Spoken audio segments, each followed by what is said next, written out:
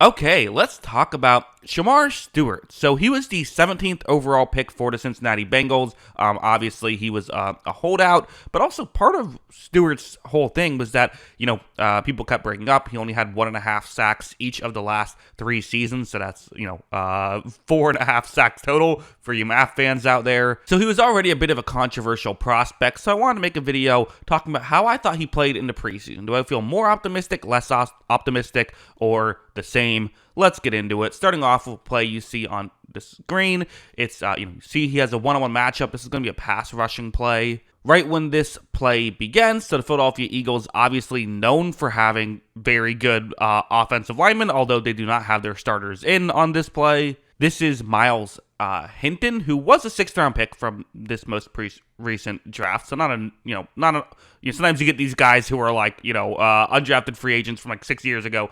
At least he was a draft pick from this year. But nonetheless, you see right here, Stewart is going to actually use his athleticism here. Again, this is part of what people like about Stewart is despite being a big guy, he moves very well for his size. Watch him kind of sidestep Hinton on that. And because he's in this current position, okay, for Hinton, the play isn't dead. You could, in theory, push Stewart behind your quarterback, but you can do it in theory. You can't really do it in practice because Stewart's just so hard to push. Watch as, does Stewart even go back at all? Not really. He gets a quarterback hit on that play, and on a 3rd and 20, the quarterback just dumped it off to gain some yards before they punted. But good stuff there from Stewart, right? Really impressive play.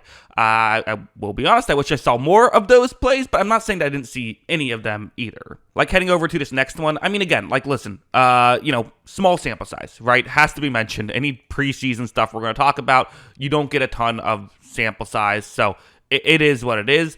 I did see a lot of this, though, when I saw him play, which is what I saw in college, and it worked in college. I don't think it's going to work as well in the NFL. Just watch what he does against the left tackle here. Watch him go, and there doesn't really seem to be much of a plan there, right? It kind of just runs into the tackle. You want to see him kind of, setting stuff up, making more moves. Reminds me of Trayvon Walker, who was someone he got a lot of comparisons to when Trayvon Walker was coming out of, in terms of how they were as prospects. Walker eventually has developed and figured out kind of how to use the technique and stuff like that.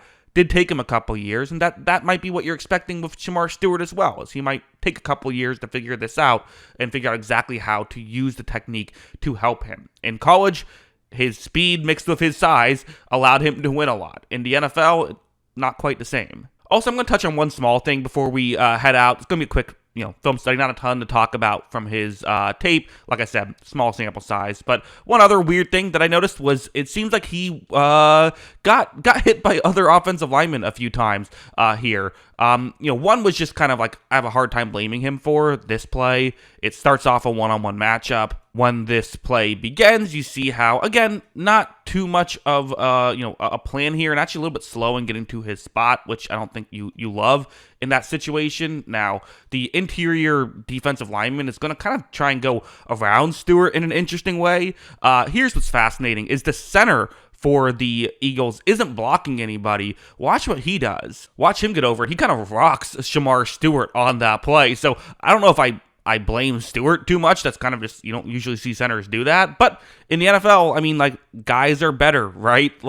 It's a different level of competition you have to go up against. And this is probably surprising for him. And to be honest, this is something where maybe him being able to practice more would have helped him. Even if, he wouldn't have gotten hit too hard in practice, I'm sure someone could have come over there and, made him realize, oh, this is how quick, NFL centers can move, things like that. I don't know. Maybe I'm just making something out of nothing, but figured I'd bring it up because I did see it a couple times. Like this next one, this one I'm just fair. I think it's fair to say this was kind of a mistake where it's going to be a stunt, meaning that his job is to kind of go into where the guard and center are, and in a lot of ways, his job is to take this tackle with him, take the tackle kind of up towards the top of the screen. However, when this play begins and when he starts moving for kind of an inside move, it's almost like he forgets the tackle is even in the area, which I just don't fully understand why he's, surprised by this, why he's not paying attention to this. You have to be aware of what the tackle can do. Watching that tackle just knocks him over, essentially. Not really sure why Stewart got so surprised by that.